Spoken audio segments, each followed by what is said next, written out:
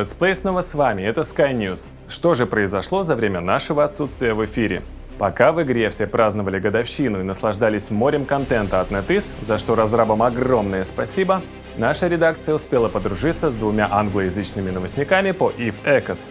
Поэтому, если вам мало новостей от Sky News, вы всегда можете приятно скоротать ожидания за просмотром контента от Damon XL и Рэмбо. Ссылки на их каналы я оставлю для вас прямо под этим видео. Залетайте и подписывайтесь, чтобы всегда быть в курсе новостей нового идема. Кстати, Рэмбо взял у меня интервью, ссылка будет также под этим видео. Там я рассказал немного о себе и истории Sky News с некоторыми пикантными подробностями. Поэтому вооружайтесь переводчиками и айда слушать. Сегодня в выпуске. Конец Северной войны. Китайский альянс FF разгромлен. Гражданская война в регионе Квэриос. Как новостники оказались между двух огней. No Please Stop снова бросает вызов всему Эдему. Смотри выпуск до конца, и ты узнаешь, как лично ты можешь повлиять на будущее игры при помощи комментариев под этим видео. Блоки новостей не просто так расположены друг за другом. Только посмотрев их в строгом порядке и до конца, вы сможете понять полную картину происходящего и разные позиции участников на одни и те же события. Не ленись, капсулер, потерпи 10 минут. Жил-был пес, Рыжиком звали. Умный был. 40 лет прожил. Здесь могла бы быть ваша реклама, но ее купили Blackbird. Корпорация Blackbird. Клюем прямо в печень. Если эти ребята смогли себе позволить рекламу на нашем канале, то они точно тебе не хухры-мухры тут. Вместо скучных пингов в Дискорде тебя ждет куча вдохновляющих мемасиков. Вместо унылого альянса из незнакомых людей огромная наидружнейшая компания, где заскучать не сможет даже самый интровертный интроверт. Эти ребята не желторотые птенчики, а опытные космические клевалки, которые проживают в регионе Фонтейн. Между прочим, вокруг около 700 союзников из ру-комьюнити. Ты где-то еще такое видел? Если ты любишь играть, общаться и мемасики, то тебе точно стоит залететь на огонек корпорации Blackbird. Обитель демократии, стабильная ПВП, безопасная добыча руды в жирных нулях, которую незамедлительно выкупят у тебя на месте. Ламповые посиделки, видеосозвоны, блэкджек и риги. Ну а если ты новичок и вообще ничего не понял, не беда, тебя просто не примут. Шутка. Скорее беги к ним в Дискорд. К таким здесь подход особый, бережный. Под присмотром опытных командиров флота ты быстро познаешь азы и полюбишь эту игру, а не удалишь ее после первых же ошибок. Ну, как это обычно бывает. Ну что, заинтриговали? Дискорд главных мемоделов Фонтейна ты найдешь под этим видео. Давайте устроим флешмоб и массово залетим к ним в дис. Не подведите, а то нам заплатили, и мы не хотим выглядеть глупо. Поддержим нашего спонсора за этот выпуск. В августе Федерация Silent отличилась активными боевыми действиями в войне против китайских альянсов FF на севере Нового Эдема. На стороне светлячков эпизодически выступал альянс наемников No, но по ощущениям Федерации ими двигали явно некорыстные побуждения. Однако официальная версия No здесь сильно отличается. Цитирую: 90% нашего участия — это контракты. Оставшиеся 10 мы впрягались за FF, так как их откровенно уничтожали. И вот вам еще один интересный факт от No. По их версии, Пантеон обещал предоставить защиту для FF, если те снимут плюса с No. Угадайте, что произошло, когда FF сняли плюса с No. На следующий день они распались. В качестве доказательств No предоставили скриншот. Внимание на экран. Официальных комментариев от Пантеон нам пока получить не удалось. Выводы о достаточности скриншота делайте сами. Ситуация интересная, но непростая. В лучших традициях Евы. Условно войну можно разделить на два этапа. Первый этап FF проиграли. Об этом мы рассказывали в каком-то выпуске, ссылку я не оставлю, ищите сами. Однако это не депортировало светлячков с севера, так как у них оставались аутпосты, таймер которого они ловко выставили на время технических работ. Этот нюанс дал возможность FF активно развиваться и уже в июле дропнуть большое количество цитаделей. Всего за неделю в регионе Брендж было установлено 5 новых структур и еще около 10 в регионе Теннел. Началом второго этапа Северной войны стала потерянная цитадель Федерации в системе XM. Killmail мы, к сожалению, разыскать не смогли. Федерация тут же смекнула продолжению войны быть и незамедлительно начали подготовку. За этим последовала контратака на структуры FF, преимущественно кайт-флот Федерации из 300 пилотов выдвинулся на войну. В месте назначения у ФФ стояло сразу две цитадели с одинаковым таймером, которые находились в 2 прыжках друг от друга. Флот защитников насчитывал около 380 пилотов. Начались дикие лаги. Половина флота Федерации полегла уже на гайке. Однако это не стало поводом для отступления. Кайтовая часть флота Федерации около 30 минут развлекала ФФ у первой цитадели, в то время как бравый флот Федерации Сталинкоров незаметно прошмыгнул к цитадели номер 2, и как итог цитадель пала. Операция была завершена. Сайленты знали, что теперь ФФ мобилизует всех своих союзников, поэтому каждый день по 3 раза они пинговали о сборах, и результат не заставил себя ждать. В этот раз флот Федерации насчитывал 550 человек, 200 из которых были за штурвалами линкоров. У оппонентов в пике насчитывалось около 680 человек. Лимит системы был увеличен до 1000, а проходы в гайку пофиксили. Последовала жестокая битва, где замедление времени достигало x3. В моменте было сложно предсказать, кто же возьмет верх, как тут флот китайских пилотов посыпался. Линкоры решают.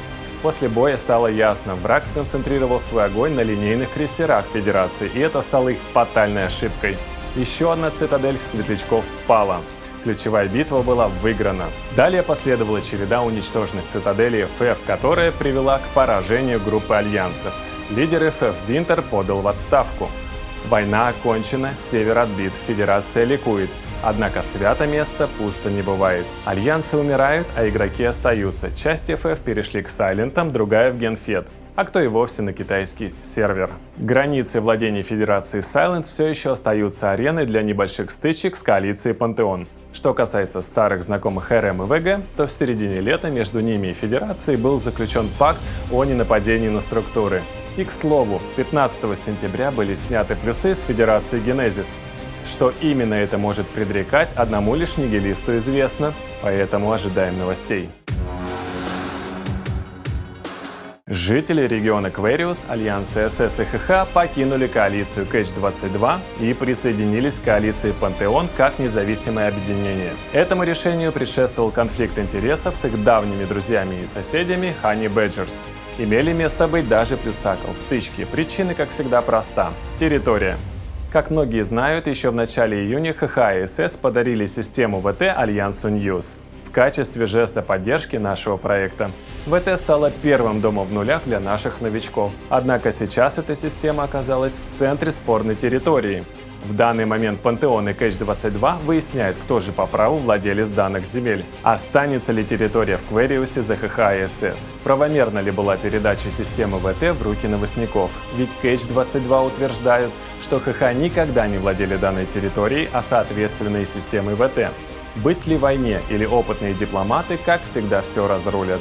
Эти и другие вопросы предстоит выяснить участникам конфликта, пока новостники аполитично наблюдают за событиями из первых рядов, а точнее сказать, прямо со сцены. Надеюсь, новостники не пострадают. Сейчас основной состав News проживает в регионе Импас, за что огромное спасибо Федерации Генезис и всем окружающим нас соседям.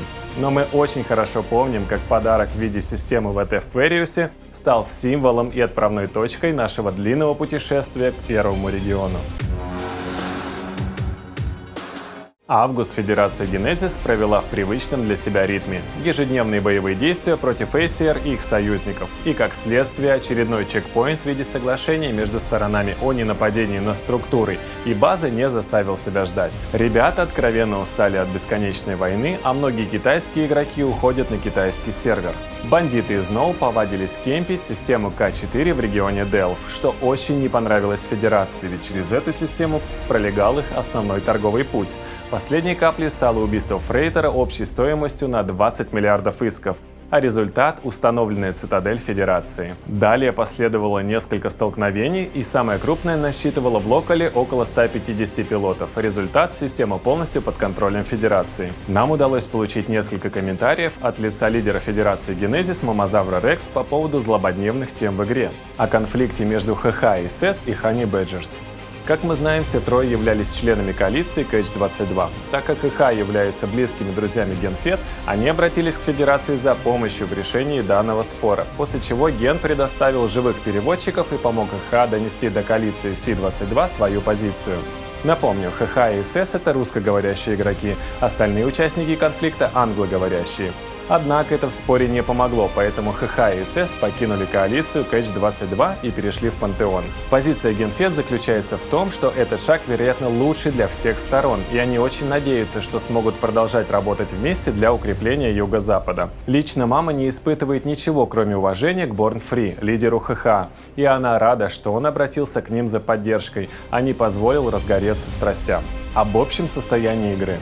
Позиция Генфед. Альянсы всех типов и размеров должны иметь право на жизнь в этой игре. Ведь база игроков здесь представляет замкнутую экосистему с убывающей динамикой. Это означает, что мы приобретаем значительно меньше игроков, чем теряем. Оказавшись непосредственными участниками серверной войны, мы имеем большой опыт того, как быстро игроки могут покинуть игру после таких войн. Мы с нетерпением ждем возможности летать на Капиталах и, возможно, даже на Титанах, но мы очень хотим, чтобы к этому моменту в игре осталось больше, чем несколько сотен игроков.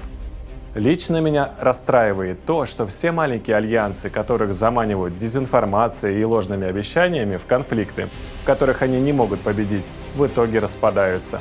Я была бы гораздо счастливее, если бы этого не происходило, и они могли оставаться независимыми образованиями. Я считаю, нам необходимо разнообразие таких образований, чтобы игроки могли открывать их для себя. Вот почему я не нападаю на структуры SCG, Void, NEC и OG, находящиеся рядом со мной. Я хочу, чтобы они оставались теми альянсами, которыми они являются, а не были вынуждены вливаться в более крупные. Я бы хотела чаще видеть равные по размеру бои или другие региональные стычки, которые делают игру интересней как для PvE, так и для PvP игроков. NoPlayStab поделились своей статистикой за последние 30 дней. Ребята достигли своего исторического рекорда. Сумма убийств за месяц составила более 3,7 триллиона иск. Большая часть ущерба нанесена коалиции Пантеон. 4 сентября на Reddit вышел весьма провокационный пост, который собрал почти 300 комментариев, поэтому наша редакция не смогла пройти мимо. Культ, один из лидеров No, высказал свое мнение о причинах, которые вредят игре. По его мнению, упадок экономики в виде пустого рынка, кораблей ниже себестоимости и так далее порождается длительными союзами между огромным количеством игроков, а именно между коалицией Пантеон и Федерацией Генезис. В качестве аргумента культ приводит незначительный, но таки подъем экономики после того, как Вейл сгорел. Все это можно выразить тезисом «нет войны, нет игры». Если не поняли, о каких событиях идет речь, прочтите комментарии к посту на данную тему в нашей телеге. Их там аж 750. Вишенкой на торте ставится вопрос, у кого хватит духа это прекратить. У редакции мнения нет, а вот что ты думаешь по этому поводу? Итак, избранный, ты досмотрел ролик до конца, а значит терпеливее, чем 50% нашей аудитории. Поэтому эта новость для тебя. Мы создали закрытый Discord-сервер, где представители всех русскоязычных объединений, а также лидеры мнений могут напрямую общаться с русскоговорящим разработчиком. И если у тебя есть отзыв, вопрос или предложение, смело пиши об этом в комментарии под этим роликом, и мы передадим это разработчикам. Многие из ваших комментов имеют шанс изменить игру и повлиять на ее будущее. Так что не стесняйтесь.